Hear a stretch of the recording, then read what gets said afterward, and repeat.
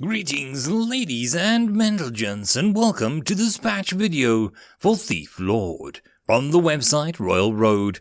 This patch video will contain chapters 25 and 26, and as always I hope that you enjoy, and if you do, please consider subscribing. Chapter 25, The Merry Dwarf. Darkness descends as I make my final preparations for the bard job. My anticipation is running high as I gather all my underlings around me in the warehouse. I'm really nervous about this job, more so than the others.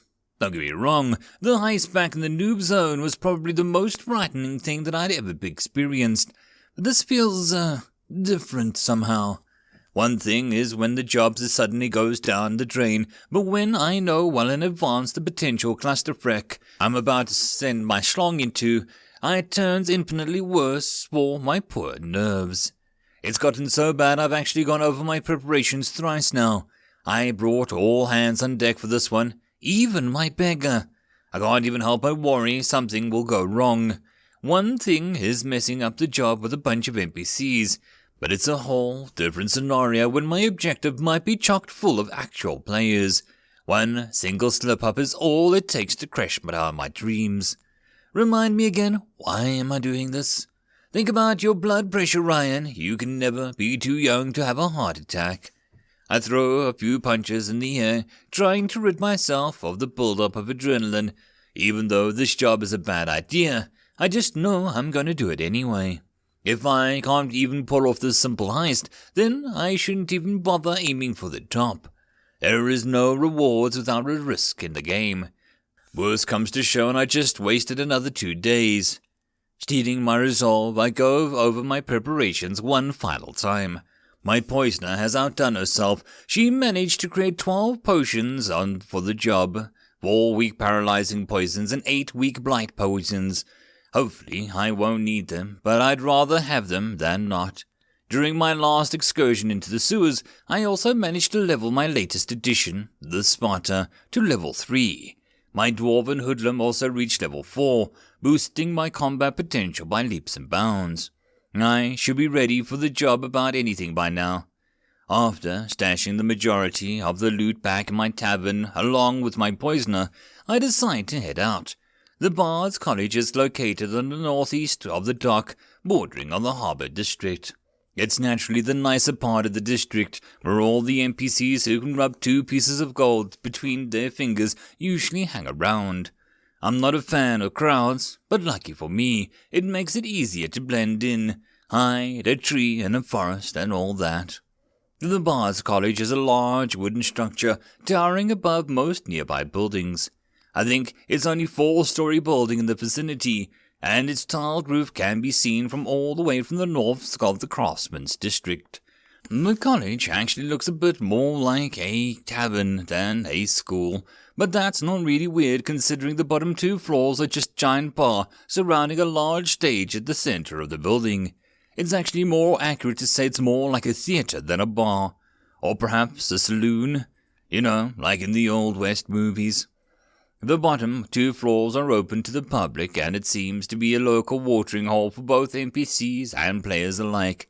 There are 4 major entrances to the building, and there aren't any guards to the next doors. Getting in shouldn't be a problem for me, but with all the people around, my underlings might not fare so well. My objective should be on the top 2 floors of the building, where the guild conducts the majority of their business. The evening should be prime time for bards to hang around the bar downstairs, so I don't expect there to be too much traffic on the upper floors. I should be ready for anything though, and most of all, not rush things and do something stupid. I'm good at doing stupid crap. I stash my underlings in a nearby alley while I decide to do a little bit of scouting. I start by walking the long road to the building, trying to locate any possible entrances or opportunities to infiltrate the college. Disappointingly enough, the college is such a large building, it takes an entire city block. It's so large, it is surrounded by streets on all sides, which means that there are no neighboring houses I can use to scale the building. Also, due to all the traffic, I can't literally scale the building without being spotted. Not that I would have done that given the option. my agility attribute being what it is. The building has 4 large double doors on either side of the building. There is a lot of activity around these doors, and they all lead to the bar area around the bottom floors. There are also a few alternative entrances on the corners of the western and northern parts of the building that don't seem to be open to the public. I assume these entrances are for the use of the guild personnel, but I can't be sure where they lead to. For all I know, they might lead directly to the guard's office or the kitchen. I don't think I should chance it. I spend a good hour trying to stake out the 2 entrances, hoping to see if anyone exits the doors.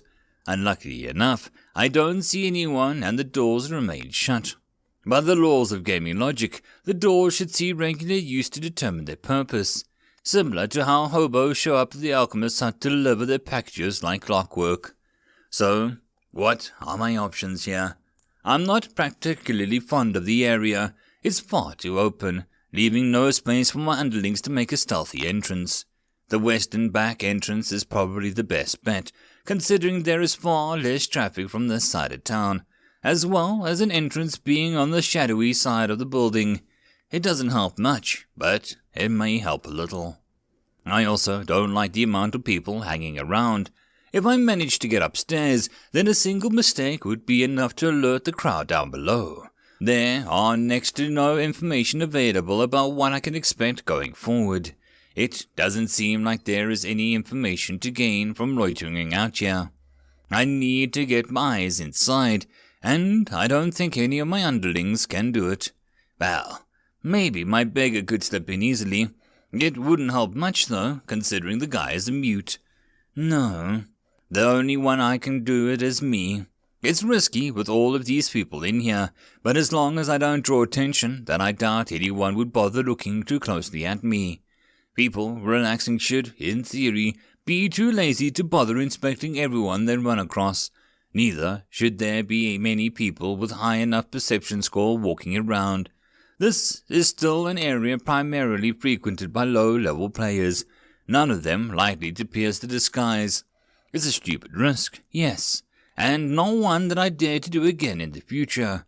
I've only played for 2 days, and I don't necessarily risk everything if I have to re-roll my character now. I'm getting awfully close to the point of no return though, and for all I know, I might already have passed it. Now is the time to take a chance to get ahead of the curve.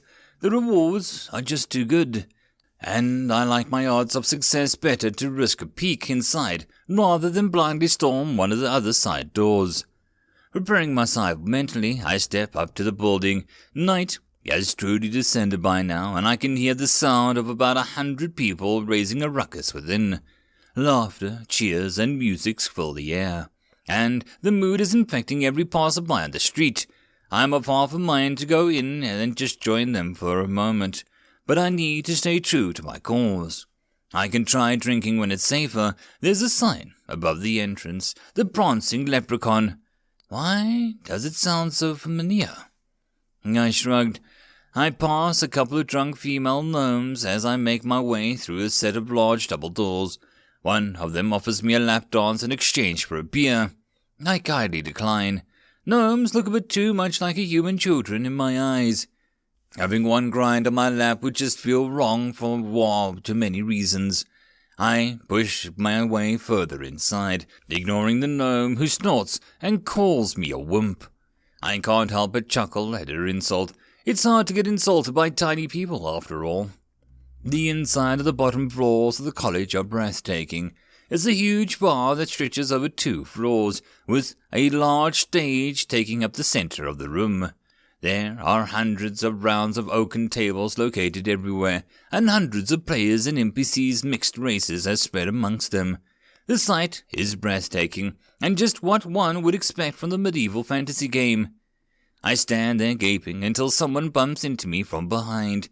"Hi! Watch it, Shorty. What are you doing? Just standing around for?" A burly voice shouts. Slightly disoriented, I turn to face the voice. I come face to face with the bearded dwarf with a plate armor, with a large kite shield, and his back and an axe secured to his waist. He eyes me skeptically as I notice his full red beard twitches slightly. Sorry, my bad, it's my first time here. The scenery sort of blew me away a little. I tell the dwarf, who is a guy called him Shorty, anyway. We're the same height, right? The dwarf guffaws. I hear you, lad. Aye, could happen to the best of us. My brow furrows. What's wrong with this guy? That's going to be the crappiest attempt at a Scottish accent that I have ever heard. The guy is clearly French. He sounds just like the guy Mark from Anna's party. He actually also looks like the guy. My name's Mark, lad. What's yours? Frick. This bar is Anna invited me to, isn't it? My body tenses. Crap. What are the odds? I can't let her see me. Not with the poor guy hanging around. I need to get out of here pronto. What do I even tell this guy?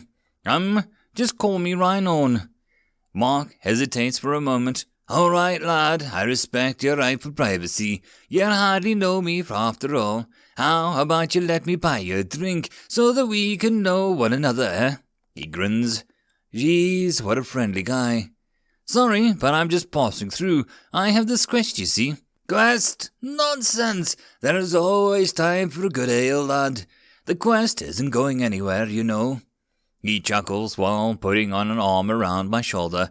Relax and take a breather. I want to see how a little halfling can hold your liquor. He guffaws while pulling me towards the bar. I struggle against his hold on me, my strength sorely lacking against his steel grip.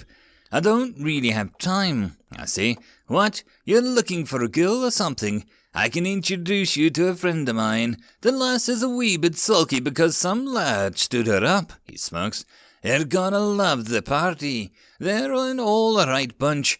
Our cleric is a wee little witch, but that's what one should be for a lass, innit? He roars with laughter. What the hell? How do I get rid of this guy? I appreciate your offer, but I'm not really looking for a woman. How about a lad then? Daniel is our assassin. He's a nice fellow, single to boot. He winks at me. Wait, what? No, I didn't mean, I blurt, my face reddening. There ain't anyone judging you here, lad, he smiles. I facepalm, gently rubbing my temples. I'm not looking for company, all right. I just want to finish my quest. It's got a timer on it, and if I don't complete it within the hour, I might lose my apprenticeship with the Trapmaker's Guild. I snap at him, and a bit more aggressive than necessary. Timer? Why didn't you say so? What are you standing around here for? Get on with it then. Come back afterwards and we'll see and share a pint. He shoos me off, laughing with not a care in the world. I might. I lie slithering out of his grip. I deftly maneuver my way through the crowd, leaving the merry dwarf behind. That was way too close. What the hell is up with the city anyway? Is it really this small? I keep running into the same people everywhere I go. Is someone fricking with me, or am I just really unlucky? Either option would certainly explain a lot. That's it. I promise to invest more points in my luck attribute the next chance I get. I don't care if it doesn't really affect any threads of fate. This is just getting ridiculous. I push my way through the opposite side of the building, making sure no one of Annie's party is nearby. I finally start my reconnaissance in earnest. I've already been here for too long. Time is of the essence, after all. The northern part of the building is a dining area with an attached kitchen. NPCs are streaming in and out of the room at the back, carrying dishes and trays filled with delicious foods. And if my sense of direction is up to date, then it's reasonable for me to assume that the northern personal entrance is attached to the kitchen storage room, or the like. That means breaking through in that direction would be ludicrous, considering the amount of NPCs that enter the kitchen is enormous. I'd be spotted for sure if I attempted something. Unless, I rub my chin, unless there's potential here. With the amount of NPCs heading in and out, there is no guarantee that they are all that familiar with one another. If I can somehow steal a disguise, I might be able to outfit my underlings and sneak in that way. NPCs don't react to infamy levels as regular players do, and there should be a way to trick the system with proper items. I sincerely doubt that there is any places back there that might actually work, but how can I be certain? My first obstacle would be requiring a disguise, and I don't have the foggiest idea where to get them. I might be able to procure something from the tailor shop, but those are all closed from the night. I could try and use the finer clothes I looted from Devon's household, but I don't think that would qualify as a servant attire. I don't think that I can completely rule out the possibility of a few players trying to level their cooking skills in the kitchen. I like the idea, but I don't like the risk. Shaking my head, I move my attention to the western part of the building. Unlike the southern and eastern side of the building, the western side contains the necessary facilities for such an establishment, like toilets and a coat room and a wide set of stairs going up to the floors above. I try to find the possible location of the personal entrance, but I come up short. It should be somewhere behind the coat room, but I don't see any doors on this inside attached to where the entrance should be. I guess that it leads to a back room, hopefully with stairs leading upwards. If I am to attempt my heist, it should be with my best bet for making my entry. I take a deep breath. This is going to be tough, real tough. I'm basically going in blind on this one. A voice at the back of my mind tells me to back away while I still can. Not every job is supposed to be doable. It's ranked hard difficulty after all. Who knows what might go wrong? For all I know, the leader of the Dark Pegasus Guild could be up there listening to some gnome playing blues music on a flute. Maybe this job is supposed to be impossible to perform, just to teach a thief lord when to call it quits. I exhale slowly. I guess I'll cross that bridge when I come to it. There is no doubt in my mind that I could sit here for hours coming up with reasons for why this is a bad idea. But when it all comes down to it, I'm a gamer for excitement and adventure. I might be stupid enough to attempt a suicide mission, but I am not stupid enough to put myself in a position where I'll lose no matter what. No risk, no reward. I should probably try and come back with plan B. Maybe I'll have to see what I'm up against first. My preparations should be all done, except for one last thing, the most crucial part of this endeavor. With my mind made up, I walk up to the counter. Climbing onto the stool, I hail the bartender. "Give me a dwarven fire whiskey and make it a double," I mutter, rubbing my temples. Hopefully, it'll be enough to get me through this job. It certainly won't make the experience any worse. End of chapter. Chapter 26. Tough Choices. I exhale slowly as I gently rub my chin. The only thing I need now is a window of opportunity. My underlings and I are currently hiding in an alley to the west of the college. There's still a whole lot of traffic outside, so I need to find a way to get at least some of us inside the building. A feat that is by no means simple. It's a good thing that the entrance is somehow secluded in the shadows of the building, but there is still a bit too many pedestrians walking around for my liking. We could head up in the full force, but I dismiss that as a dumb idea. Even the dullest of players would notice a bunch of criminals casually straddling through the streets. Not only is it far away, but I can possibly assume the door is locked. Therefore, my first order of business should be to find a way to get my cut purse over there without drawing any attention. The part shouldn't be too difficult, since his stealth levels are adequate, and even high-level players should have some difficulty piercing his veil over long distances. The problem with this is that he can't stay stealthed while picking a lock. He needs a distraction, and that's all in order to provide without alerting anyone that there are criminals about. I believe my best option would be to use the time-tested tactic of body blocking. To pull that off, I need to have a small crowd of people casually and strategically standing between any observers and the object of interest. The object of interest obviously being the cut purse who's up to no good. Naturally, the body blocking with a bunch of criminals would serve against the purpose, so I need to adjust the tactic slightly. To do this to the best effect, I pull out 2 items I picked up during the heist of the Widow job. Embroidered formal dress set, uncommon, level 2 gain, 2 charisma, disguise, hides class and reduces infamy level to 0, requires female NPC, contraband. Embroidered formal suit set, uncommon, per level gain plus 2 charisma, disguise, hides class and reduces infamy level to 0, requires male NPC, Contraband. These items are perfect for my underlings to perform covert ops like this. Well, under the effect of the disguise, my underlings should be hidden from any prying eyes as long as they don't pry too hard. It's a pity that I only have 2 of these items, so I need to carefully choose which of my underlings I want to bring along. The Cutpurse has a decent stealth ability, so I can rule him out for needing a disguise.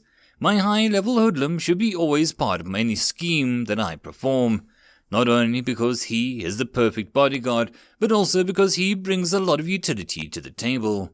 That brings me to the last disguise.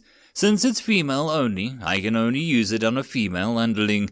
Since the only female underling I have is the Dwarven Hoodlum, aside from my poisoner, of course, I'm pretty much at a full crew for this heist. I briefly considered bringing the Spotter, but from my experience down in the sewers, they don't really excel in close-quarter combat. They can be useful, sure, but they don't offer much flexibility in a straight-up brawl. Handing out the disguises, I receive their armor in return, which I store in my inventory. I consider grabbing the weapons as well, since NPCs in the finer garments usually don't wield them, but it's not worth it. If something does happen, I prefer them to have at least some means of defending themselves, or better yet, me. Completing their changes of clothes, I halt to admire the new appearances. The human hoodlum stands straight with a dignified posture. His dark red velvet garments are fit for a merchant of good standing. The female dwarf looks lavish in a blue dress that stretches to her knees. I might have actually called her a beauty if it hadn't been because she retains her angry skull from earlier. It's a good thing that the game's items automatically adjust their size to whoever is wearing them, as I doubt that Mrs. Davin's human figure could be compared to the short and compact dwarven hoodlum. I know a few women back in the real world who would kill for these features. All ready to go, we head towards the mouth of the alley overlooking the street in front of the college. Even though I have a plan, I need to find the correct moment to start the heist. Looking over the street, I spot a few people loiter around the personal entrance, attempting to inspect them from afar. I spot a few high-level players standing reasonably close. It goes without saying that I would be pretty stupid to try and sneak in with players who can look at our disguises standing nearby. So I wait for them to move on. A few minutes later, and a group of heads turn into the bar. The streets aren't completely deserted yet, but all the players I can see are level 10 or below. It's showtime. I have the Cutpurse that activates the stealth ability. I surround myself with 2 hoodlums and a beggar. We depart the alley and move as a group over towards the personal entrance. My nerves are running on high gear as my eyes dart back and forth, trying to get a complete overview of every person on the street. As we reach the door, I release a small breath as my Cutpurse starts picking the lock. The rest of us form a loose circle around us, attempting to block as much of the line of sight towards the Cutpurse as we can. I can't help but shift my eyes all around me, nervous as I am. After a short moment, a small party of low-level adventurers arrives from southwest. The 4 of us move slightly in that direction, taking up position in the direct line of sight towards my Cutpurse. My heart is threatening to escape through my throat as I watch the adventurers close in on us, completely lost in their own conversation. My muscles don't ease up until the adventurers safely pass us, entering the bar. "How long?" I hiss at the Cutpurse through clenched teeth. The Cutpurse gives me a deadpan look for a fraction of a moment until he resumes his silent task. His lockpicking takes a long time. Far too long. After we stand out here for 3 minutes, deftly moving from one side to the other to keep the line of sight impaired, I am about to call the heist off when a soft clicking sound echoes behind me. Turning around, I spot the Cutpurse opening the door before he steps through. "About fricking time," I mutter, ordering my hoodlums to hurry inside. I leave my beggar outside to keep more eyes on the door before I sneak inside myself. I find myself in a short hallway with a single set of stairs leading upwards to my side. There's a single oil lamp on the wall illuminating the small area.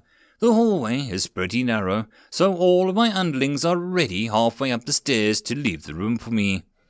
It's not a great staircase for fighting, seeing as the staircase is only as wide enough to accommodate roughly 1.5 persons. The 2 people could pass each other, but they would have to squeeze past. It's not optimal place for my underlings to fight, so I have my cut-post scout ahead while the hoodlums trail him from a distance. Left alone at the bottom of the stairs, I pull out an acid trap that I looted earlier that day. I don't know if it's because I'm paranoid, or if it's because I think traps are freaking awesome, but I've been hoping for a chance to place one of these since I decided to pick up the profession.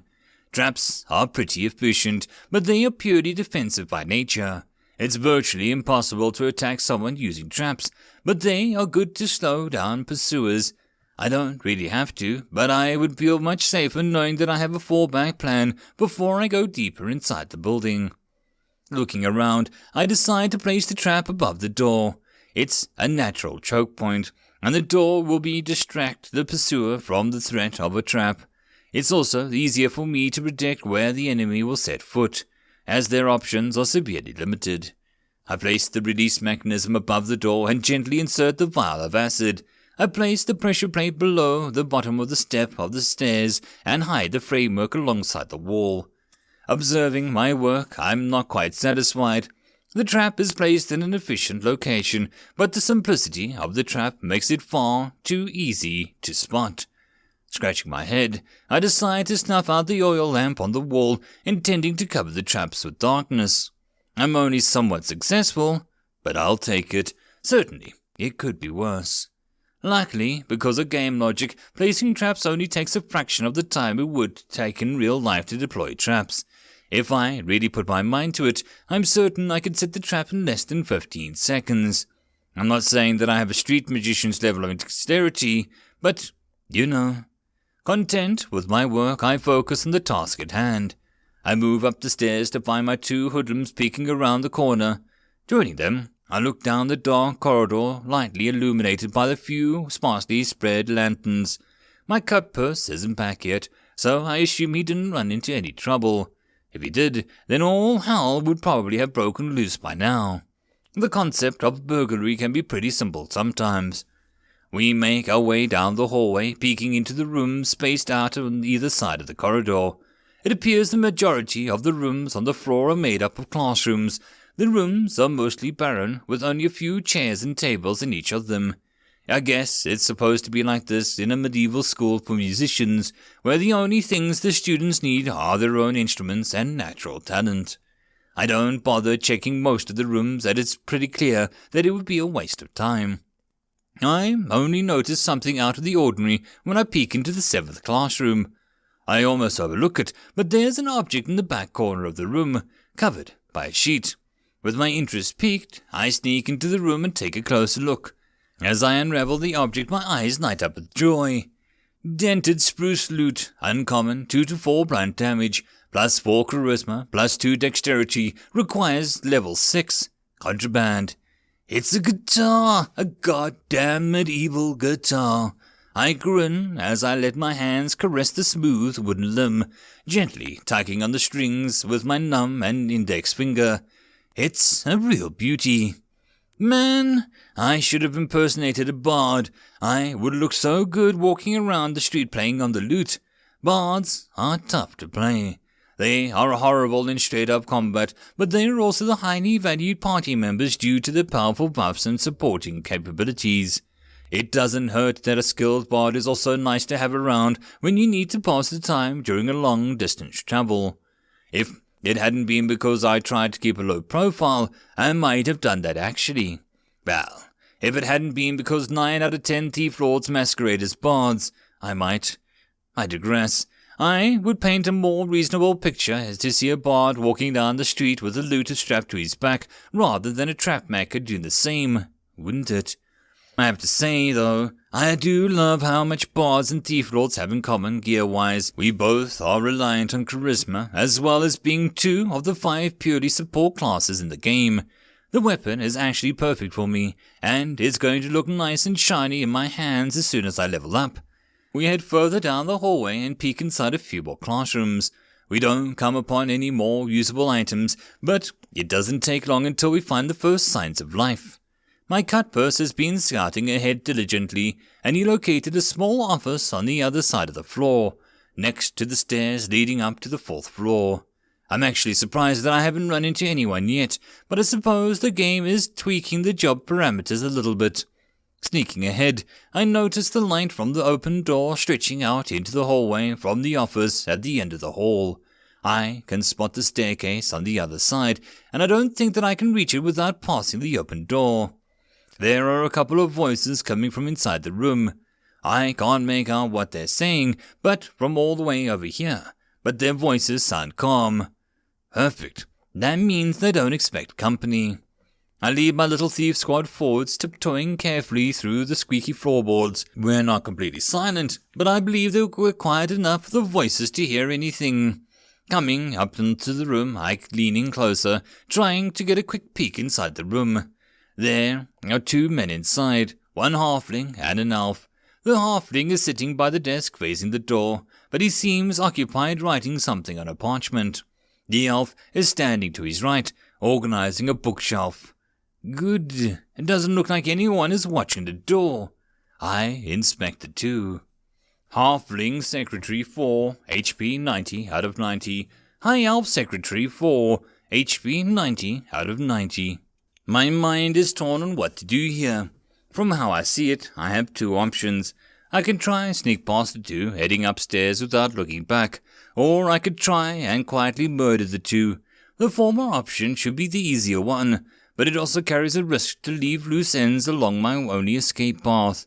Who is to say that these 2 won't eventually leave the room, either heading downstairs or triggering my trap, or go upstairs and run into my underlings and me while we're in the middle of a delicate burglary. The latter option should therefore be safer, but neither of this can be considered optimal. They are only level 4 after all. Killing them would make it easier to proceed, but I could also run the risk of them calling the alarm, which would put a quick and efficient end to my heist before I even managed to properly start it. Sure, I managed to at least get a nice weapon out of it, but that's not why I came here. I frown as I consider my options. My brain tells me to sneak past and focus on the main objective, which is armor that should be located somewhere further ahead, while my gut tells me to attempt the assassination to make sure that I don't leave any loose ends. Either option is tough, and there isn't any right answer. So far, both of my previous jobs ended up with me mindlessly murdering all my targets. Mrs. Davins, Craig, and Kevin, Theodore, the alchemist, and the nameless beggar. By this account alone, I can hardly call myself a master thief. I am more like a thug than a thief at this point. I know I'm supposed to be a villain here, but do I really have to choose the most villainous option that I'm presented with every time? Hell, it doesn't really matter what I do. This is still a game, and I have hundreds of thousands of digital lives on my conscience as it is. 2 more is nothing to me. There's just something about this fricked up scenario though. I don't really mind killing NPCs, as they are just a few lines of computer code, but I still want to enjoy playing the game.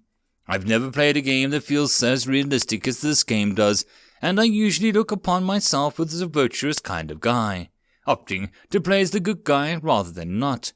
I'm not averse to playing the bad guy, and I'll slaughter a whole town of innocent NPCs as long as I can benefit from it.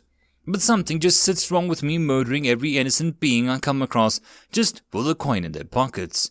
I'll definitely benefit from it, but it's still a weird feeling. Personally, I'd just rather slaughter heaps of droves of mindless monsters if I'm given the option. Alas, this is the hand that I've been dealt, and I will see it through no matter what. My goal is to not be the digital Virgin Mary, but the strongest player. How I get there is of little relevance, but I am not narrow-minded enough to not enjoy my way to the top. Still, I should try to be rational here. The choice is tougher than I thought. End of chapter. And that, my friends, concludes this match video. If you enjoy the story, please don't forget to go and show the author some support. And if you wish to support this channel, there are links down below. The easiest way to support this channel would be to subscribe and share as much as possible to help this channel grow. And I'll see you all in the next video, and until then I hope you all keep well and safe. Cheers.